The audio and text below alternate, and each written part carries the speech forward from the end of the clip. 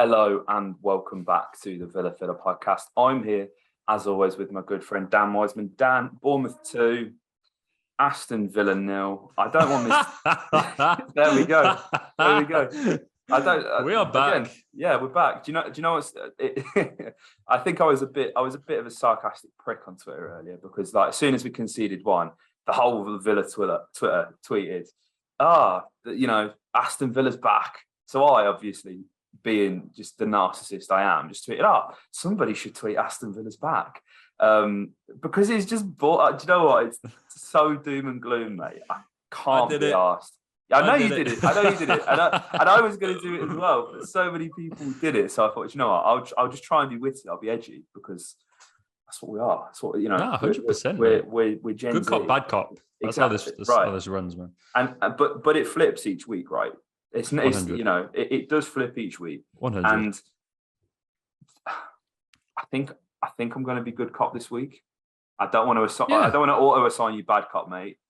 But I got some things to say. The hysteria already, like, guys, I know. Yeah, I don't know. I don't want to start the season by just complaining, but I feel like the reaction, you would have thought that this was game 36. Do you know what I mean? We've got 37 games left. But, and what I will concede, Dan, and it's a fabulous point that you did make earlier on Twitter, we gifted 6 points to Watford last season.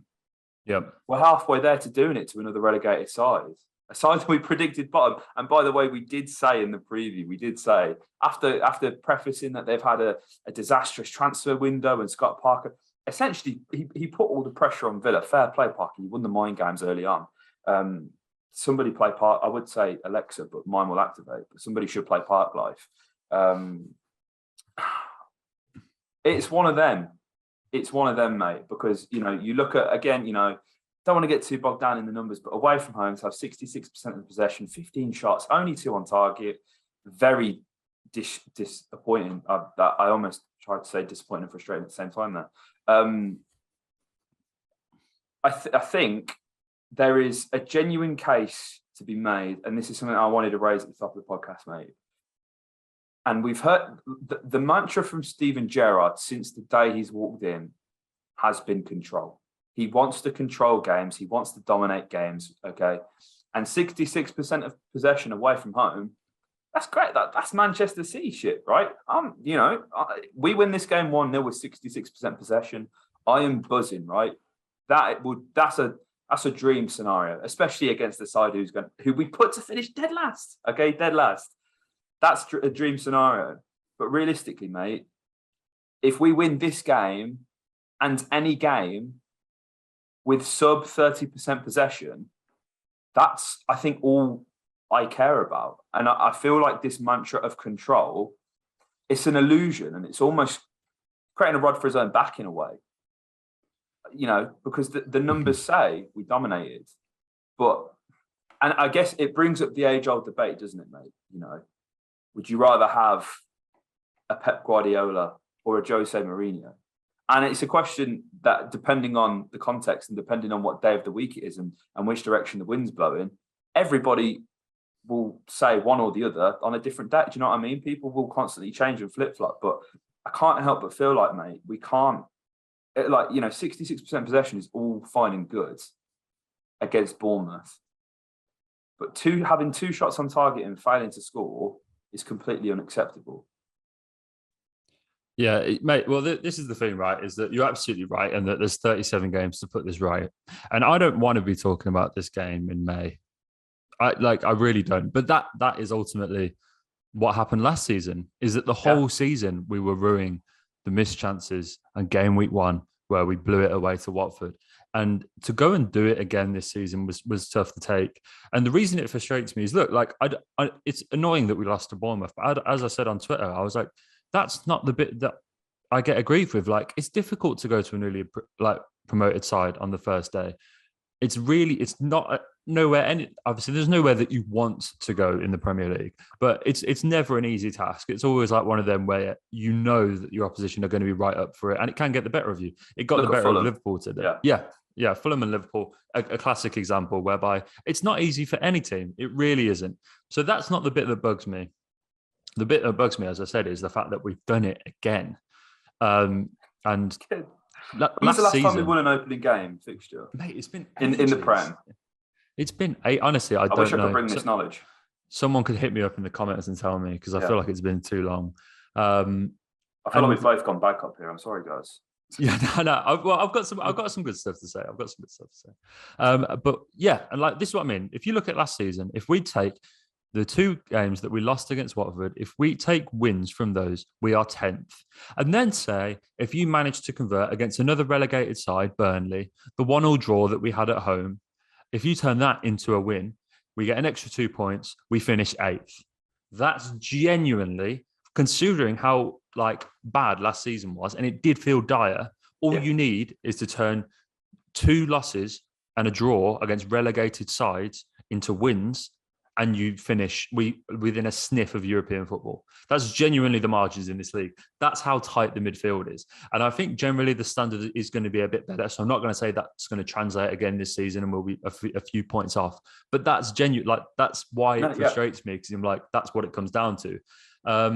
I think what annoys me most is that, it did feel pretty lackluster. It did feel like a lack of ideas, and I was actually speaking a lot to Danny Rouser because we worked today. What a guy! Yeah, what a man! I love Danny. You might be listening. If you are, Danny, you made some great points earlier today, mate. And he made some good points. I was sort of saying to him, he was like, because I came in here on the podcast and I was like, we had a really good preseason, and he was like, think about it though, did we? We won games. I love Danny because that's his first thing with everything you say. He's like, he's got me second guessing myself, and he's like, how many times did you come away from a pre-season game that wasn't Warsaw feeling? Yeah, saw some really nice triangles, a lot of nice runs, some really nice passages of play. It was a struggle. Every game was a struggle. I was like, it's a good point. He was like, we got a penalty against Leicester, we got a last-minute goal against Brisbane Roar. We got dominated for last portions of the game against United. And in the second half, we played quite well. But the one goal that we did score that wasn't from a corner was because Leon Bailey picked up the ball and ran 30 yards. It was not once in that pre-season tour did we put a good goal together. And I was like, shit. So that was a good point. But I was like, I'm going to look, it hasn't come together on the first day. And I think we've got a lot of new faces in there. Stevie needs to figure out his best team, man. I think to chat out Danny again, I was sort of saying to him, I was like, Emi seems to play better, but Coutinho, it feels undroppable. It feels like a name that's too good to put on the bench. And he was like, think about this, mate. How much did we pay for Buendia? And I was like, what, 35 million? He was like, how much did we pay for Coutinho? I was like, 17. And he was like, you tell me who's the bigger asset. I was like, oh shit, yeah. And I was like, mate, it's true. I hate it because I hate speaking football about Danny. I hate it. For the sake of this bit, I hate it because he's so fucking rational. Yeah. He gets you think. He gets you it's cold blooded. He knows he can rationalize his thoughts. Yeah, fuck you, really Danny. good. Fuck you. Yeah. Fuck you for being reasonable. Need him on the podcast again. Yeah, 100%. He's a really, and it got me thinking, and look, it's not, I think that we have to give this team time. And I thought Kamara put in a decent performance. I think when we get it right, he'll be good. But it's about nailing down this 11. I felt a bit sorry for the fullbacks. I saw them getting a lot of slander based on their crossing metrics and everything like that. And the amount of, but you've got to think about crossing, right? Is think in your head, any crossed goal from history. And what have you got? You've got a ball coming in and you've got a man running in on the end to meet the cross. Yeah. How many times can you think of a goal that's come from a cross where you've got a cross coming in into a box of static players, 5 defenders and 2 or 3 strikers, and they're all stood still, and the striker nods highest from 12 yards and heads it home? It rarely happens. For crosses to happen, you need dynamism, you need movement, you need late runs into the box, you need players dragging defenders away and others coming into space. And it's today, the fullbacks were crossing these balls in out of, I think, desperation.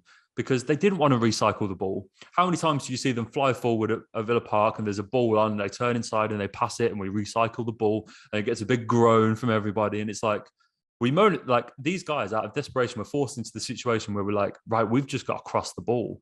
And there was no movement. It was all static. And yeah, Bournemouth just ate them up all day long. But it's like crosses are a last resort. And I don't think that we planned to do that. I just think our game plan didn't work. But Stephen, and that will be the first critics of this game. And look, that Everton game is colossal. It is huge because if we have to go and put a performance there to really turn a tide. Because if we go and lose again in that game, I think that is bad. That is bad at that point.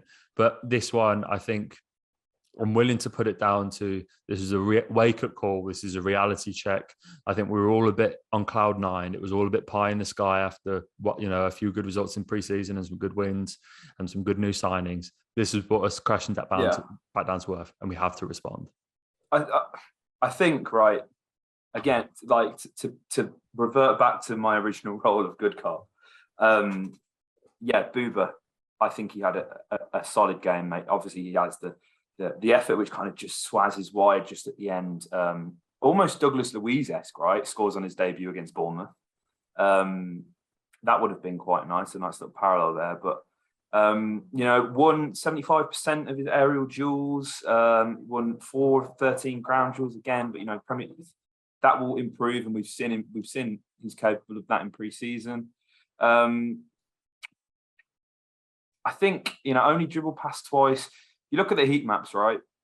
And I will throw them on screen. I promise, guys, I will, because it will back my point up. Boubacar Kamara is everywhere. He is everywhere on this heat map, right? And as well, what will also be on the screen right now is Matty Cash and Luca Dean's heat maps, because you will see, and if you compare them to last year, it's night and day, right? You can see Matty Cash especially firmly camped, practically in line with the 18-yard box. Luca Dean a bit more reserved in that respect, but again, you have the defensive elbow. Matty Cash is going to be a bit more further forward. Luca Dean will have to hold a position slightly further back. Obviously, that will change given where the attacks are, but the amount of the sheer amount of red there, this is how Steven Gerrard wants to play, right? And that's brilliant. That's what he wants his fullbacks to do. Again, as you mentioned at the top, mate, you want the crosses to be more successful, but 87 pass success from Dean. You look at Cash, 83%. Luca made a key pass. Matty Cash only 1 accurate cross. Luca Dean only 2 from 6 and 8 respectively. It's not brilliant, but it will improve. And when you look at the person who they're crossing it to, Danny Ings is not a man who is, a physical aerial presence. Doesn't really make much sense. Obviously, Ollie came on and Cam comes on as well. So there's a bit of variety in the sort of who they're delivering the ball to. But I look at it and I think I can see how Gerrard plays, but to kind of bring it back to what I said at the top, mate, is that effective? Is that necessarily how we should be playing? Dominating possession like this? I don't know.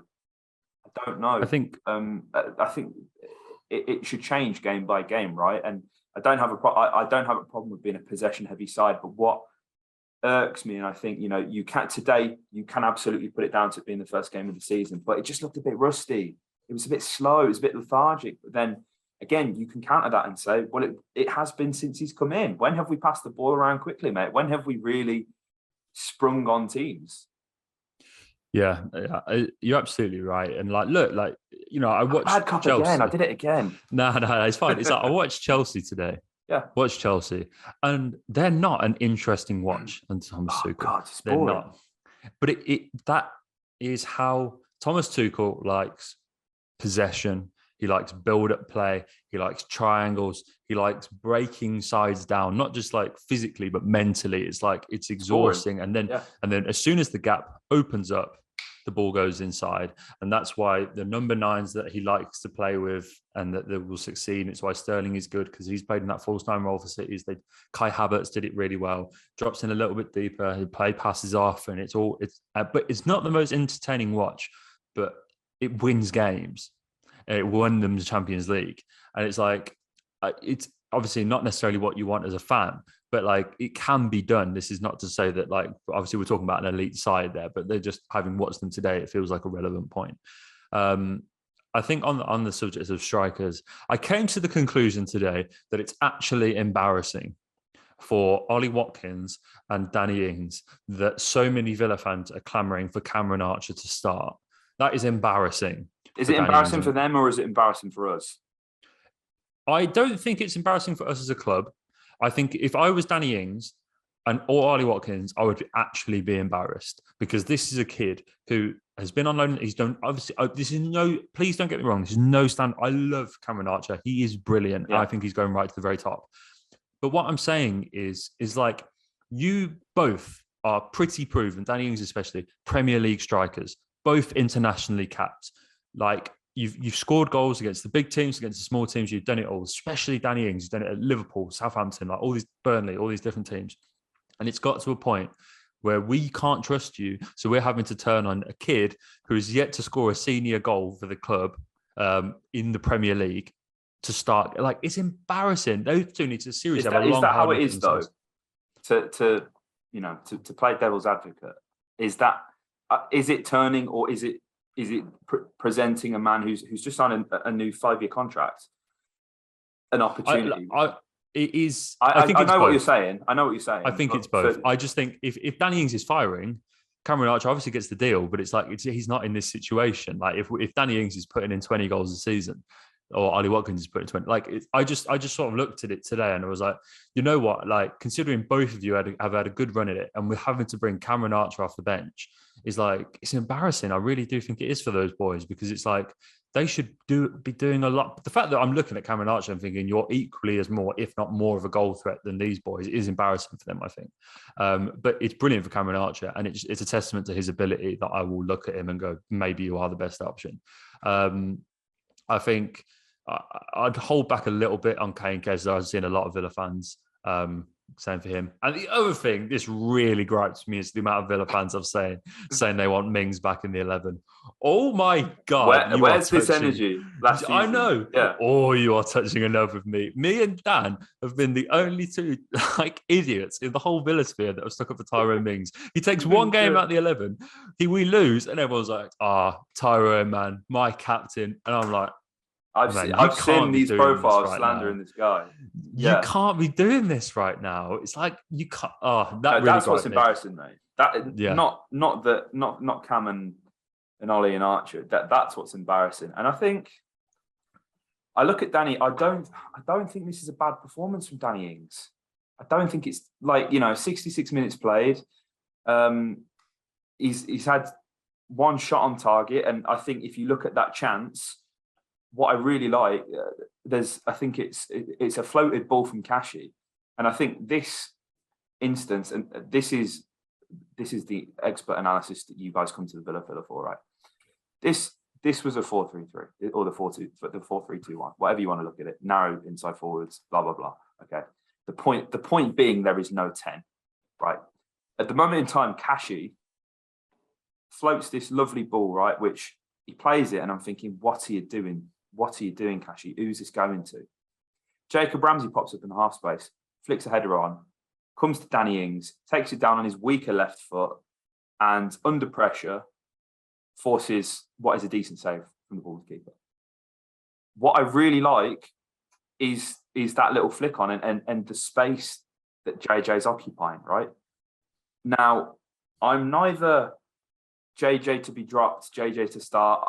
I'm whatever is best for the team, right? And what I feel is best for the team. And again, I'm not a UEFA qualified coach. I feel like to get the best of Coutinho, who, by the way, has taken an absolute battering, not only on Twitter, but from pundits too, is to play the number 10 in the number 10 position. It just makes sense. Whether that's Coutinho, whether that's Buendia, whether that's JJ, which is the position that he's occupied in this example that I'm giving, play a 10. That's how you create chances. You look at the Danny Ings heat map, he's here, there, he's everywhere. That's not good for your solo striker, okay? That's not good. You want him in the box, at the back post, front post, in between centre halves, and you want the little red dots to be exactly where he's scoring from. That's what you want. And listen, I am all for strikers bringing other players into the game when you're playing a two-top formation. Should Ings, as a solo striker, be supplying Coutinho and Bailey on the wings? That's not how it works, right? I don't know. You guys tell me. But I can't help but feel like it was the best chance that we created, and it's no coincidence that it's when JJ or whoever is operating in the half spaces. Now, to give us some credit, Dan, and to give our preview, which looking back on it, oh my God, boy, we got it so wrong.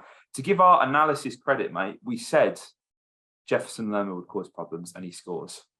A player who we didn't acknowledge, Kiefer Moore, because I felt like he didn't need acknowledging. I know he scored the goal that got them promoted. But my God, it's almost, the ball gets played in, right? And this is what bothers me. This is what generally bothers me, because on the whole, Villa have been defensively sound. You guys are going to come for me, right? But lockdown year, we were solid. We haven't conceded. Like, it's not like we're conceding like 90 goals a season, right? Do you know what I mean? I think on the whole, Villa will. If we concede 1 goal a game, I don't think I can be too aggrieved. Okay, and that may sound ridiculous, right? But teams are going to score goals. If we can keep that down to just 1 goal conceded per 90, and we're able to score at least 1 goal, then I can't have too many complaints, right? You look at this goal, the ball is played in, okay, and under Dean Smith, we defended so narrowly. We did, but the fullbacks knew who their men were, and they knew that they had to clear their line. This ball gets played in, right? And Kiefer Moore has completely ghosted past not only just Matty Cash, right? I've literally got it up on my screen right now, so I'm just watching it again. This is like Sky Sports, but we don't have the rights. There's 3 men that, as soon as the ball lands on Kiefer Moore's head, have gone, oh crap, I should have picked him up. You've got Booba, you've got Emmy, McGinn's in no man's land, and there's Kashi, who is the man who should actually be marking him in this given scenario, given that Solanke is on Diego. There's 4 men looking at him as this ball's played in, right? And it goes in slow motion. The guy hangs in the air and it somehow loops into the back post. I'm not going to dig Emmy out for any of the goals conceded, but it's quite clear, mate. This isn't a set play, but this is a routine that they've worked on, putting that ball to the back post, because they didn't really play 2 up front, right? Solanke was almost like not a false 9, but he played a bit deeper. He looked a second striker almost, yeah. Like he looked to occupy the centre half to kind of drag us out, and that's something that's been worked on. That's a routine, and with the first goal, it's a set play routine, mate. Ball in the mixer. Lerma's free. He's completely free, which would have been something that they've worked on. And they've looked that you have to give them credit, because they've scored 2 goals, mate, from an XG of 0.51 to bring up the XG. Oh, and Villa's 0.61. One team scored 2 goals. One team didn't score a single one with 15 shots. It's incredibly frustrating, especially again. That is a goal that the Moore one in particular, and I think both of them. You can't concede from set plays when we've made such a big hoo-ha of them. You can't. And is the Conser and Carlos partnership, is it in its early days? Of course it is. And you have to obviously acclimatise to that. But I don't know. I said but I don't know. It's an incredibly frustrating thing to watch, if I'm being completely honest. Yeah, man. Yeah, I think it's we've learned a lot from this game. There's a lineup that I want to see next week. It's a lineup that I've come to accept I probably won't get to see. Can let us know? I want to see Douglas Luiz next to Boubacar Kamara. I have a dream. Are we holding out? Are we holding out though for this contract situation? I don't think you can. Honestly, it's like if we won, right, hold out. But it's like, man, if we got to play Douglas Luiz all season and he gets us points and then he leaves it as a free agent, I don't care, right? We can't. Yeah, we have We have to start our best team. I want to see that. We won't see that. I want to see. No. I think Coutinho needs to be dropped. Said it. We won't see that. That's just won't happen. I want to see. I want to see. You almost said Archer, didn't you? I did. I really did. But I don't think we will see that. And I want to see just once. I want to see Mings and Carlos just to see what it looks like in a competitive game and see if that might be the best way to go forward. But I don't think we'll see that either. So that's where I stand on the matter. And yeah, to be honest with you, mate, we move on to next week. Villa Park. I'm early kickoff on a Saturday. Get it over and done with. I think that I don't want it looming over my head. It's one where we go on to. And yeah, mate, I think just before we round up, we got a shout out. I don't want to, I think we should actually start the section with an apology regarding the FPL league that we started because we did it probably. I didn't. It was your idea. I don't know why we didn't think. We've actually had some comments of people saying that we should do one, and it didn't really cross my mind. And then you did it, but unfortunately, we obviously not everyone that probably wanted to join will have. Obviously, you can still join if you want to, but obviously, I think you joined a week late. But obviously we're going to keep this running and hopefully he's listening because top of the league after game week 1, obviously recording this on the Saturday, so there are still teams to come on the Sunday. Shout out Phil Kimberley and Aston Villa, 75 points. He's the early runner. You're doing well, mate. You're in joint 4th with a few other guys and girls. I'm down in 18th, but I've still got, people might be listening to this on the Sunday and it might not mean anything, but I've still got Haaland to play. So let's see what he does. Yeah, I'm still down in 18th. I'm on 42. You're up there on, what are you on? 50, 51. I've got 57 on my end after bonus points. 57, yes. Yeah. And then, Phil Kimberley on 75. Shout out to you, mate. Man. Flying away. So, and the winner's going to get a shirt of their choice. We decided before we literally recorded this podcast. So we should give someone away because it's not easy to win a fantasy league, especially when it's got quite a few people in. It takes a lot of time. So it does, mate. It does. So a lot of reminders. Phil Kimberley, you're leading early doors. If you're winning at the end of the season, you'll get a free shirt. Whoever wins at the end of the season gets a free shirt. That's the promise. Exactly. Hold us to it, guys. Make sure we 100%, remember. 100%. So shout out Phil. Yeah, the Villa League. Hopefully, again, it was really late on our end, but it's nice to see so many of you join. There's about 100 people, something like that. What's your favourite name in the league, mate? Favourite name? I have to give a shout out to audio to Charlotte. Her name, Serious Consequences. I can't say I've heard that one before. Everyone generally has a sort of template name. So shout out to audio to Charlotte. Serious Consequences. That is a brilliant name. She's actually got a decent team as well, to be fair. Yep. Looking at it now. She'll be gutted that she's got Martinelli on the bench. She's doing better all of the players have played as well, so there's no chance of them getting subbed in. That's very peak for Charlotte, but it's a great team now. It's a great team. 100%. I like it. And maybe as well, if you guys are interested in FPL content, not that we're experts by any means, and there are so many people that's brave. That's brave. If you guys want this to be a sort of a regular fix, let us know. We can make sure we incorporate it, but we'll always shout out every podcast. Every let us know, and we'll point you in the direction of someone that can help you. Yeah, exactly. We can't. So if you want that content, let us know, and I'll put some good podcasts in down below.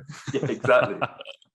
We'll try. We will. Well, guys, if you enjoyed, hit a like, comment your thoughts below, and subscribe. We'll be back for a Bournemouth preview in the coming days. Up the Villa.